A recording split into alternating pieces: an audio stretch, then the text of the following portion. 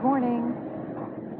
Shannon here, coming to you from the chilly city of Boston. I came in to bring my mom for some testing, and I found a bench where I can sit and perch for a few moments and talk to you. You may hear the soundscape around me, the aliveness, the hubbub of the city. It's one of the things that energizes me when I come here. I love coming to Boston. But I really wanted to talk to you about a service that I just attended last night with our church. Carlos had us construct these paper boxes and invited us to think of ourselves as the box, as the container, and the container was to hold the gifts that we have to offer. Everybody's box came out great except mine. It was deconstructed. Have you heard of the culinary trend?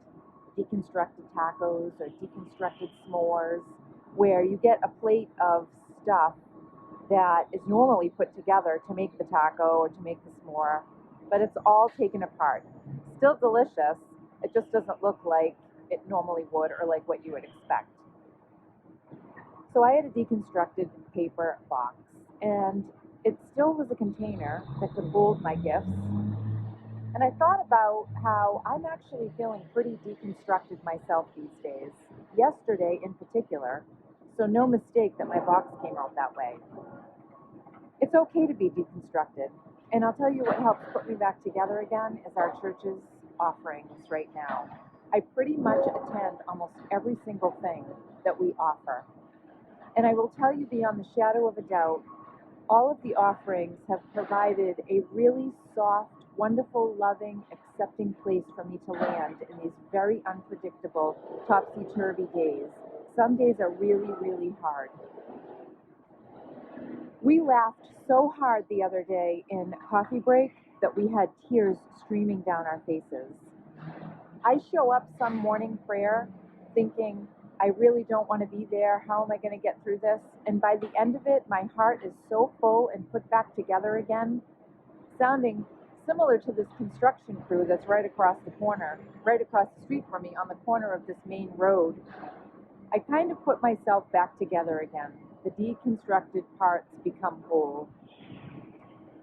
Carlos offered us also the concept of hovering last night, and when I'm invited to do these things with him, he helps me to really step way back from life. I can really get caught up in the details, especially feeling like a hot mess, and take a bird's eye view of life.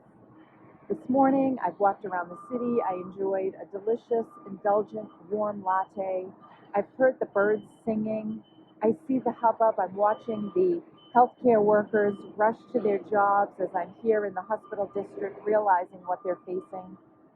There are so many blessings that we have in life, including everything that our church offers.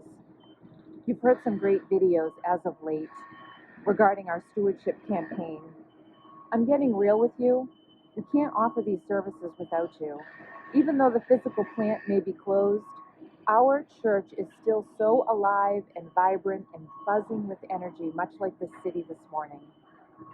So as we come up to our annual meeting, which we will be inviting you to pledge, I would really love for you to consider what that will mean to you this year. You'll still hear from some people. You'll be getting a packet mailed to you next week.